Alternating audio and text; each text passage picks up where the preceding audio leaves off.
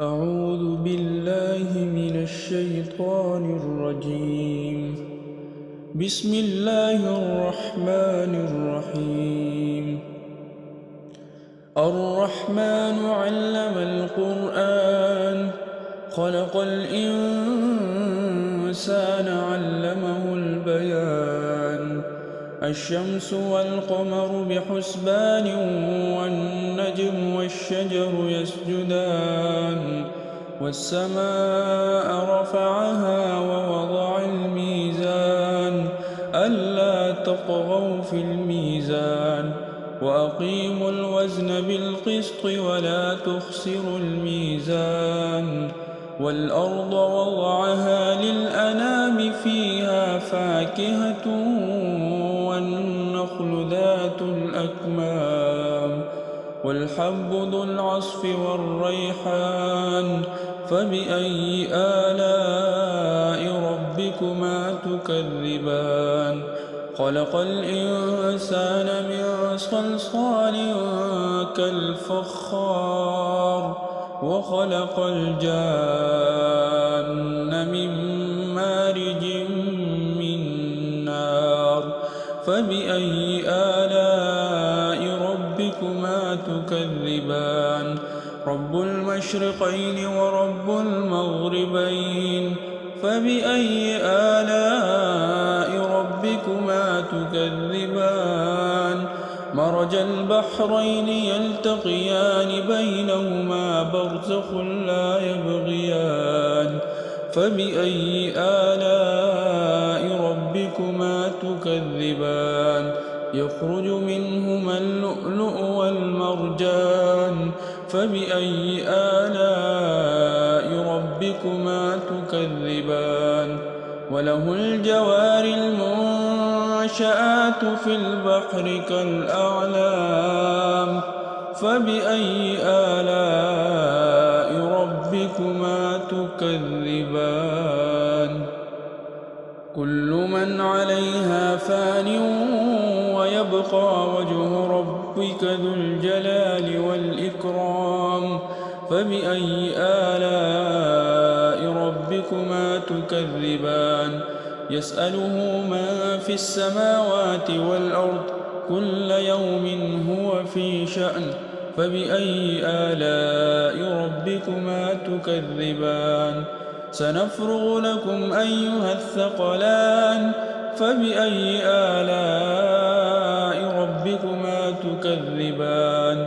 يا معشر الجن والإنس إن استطعتم أن تنفذوا من أقطار السماوات والأرض فانفذوا لا تنفذون إلا بسلطان فبأي آلاء ربكما تكذبان يرسل عليكما شواظ من نار ونحاس فلا تنتصران فبأي آلاء ربكما تكذبان فإذا انشقت السماء فكانت وردة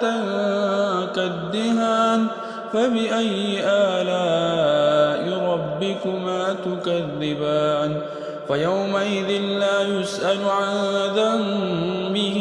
إنس ولا جان فبأي آلاء ربكما تكذبان يعرف المجرمون بسيماهم فيؤخذ بالنواصي والأقدام فبأي آلاء ربكما تكذبان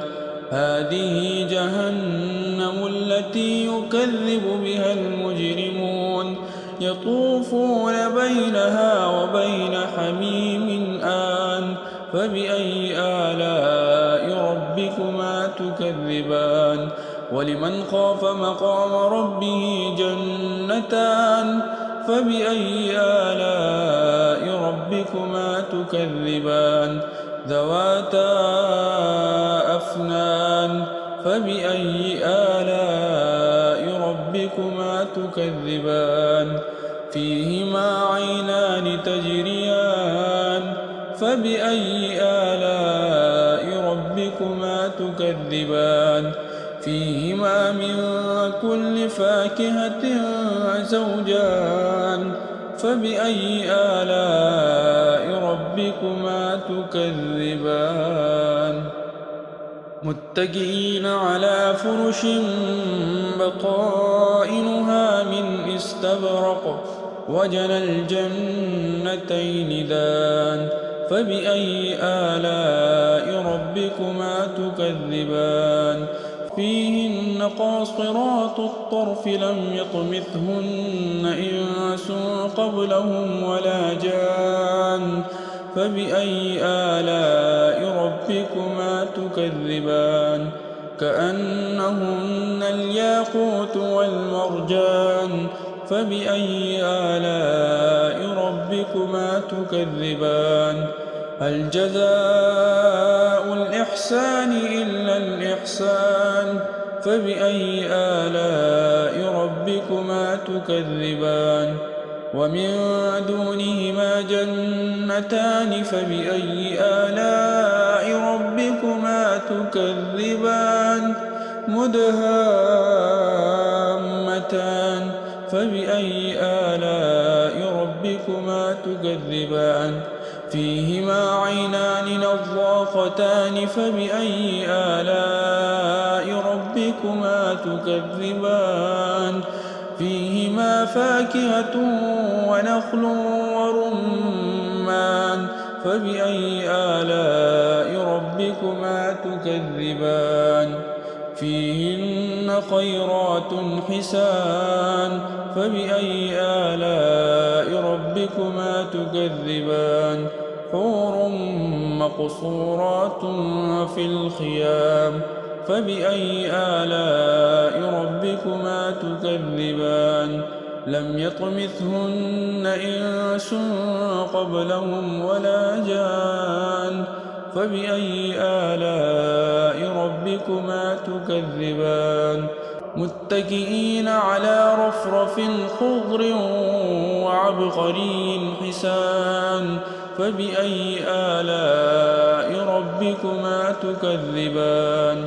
تبارك اسم ربك ذي الجلال والإكرام صدق الله العظيم.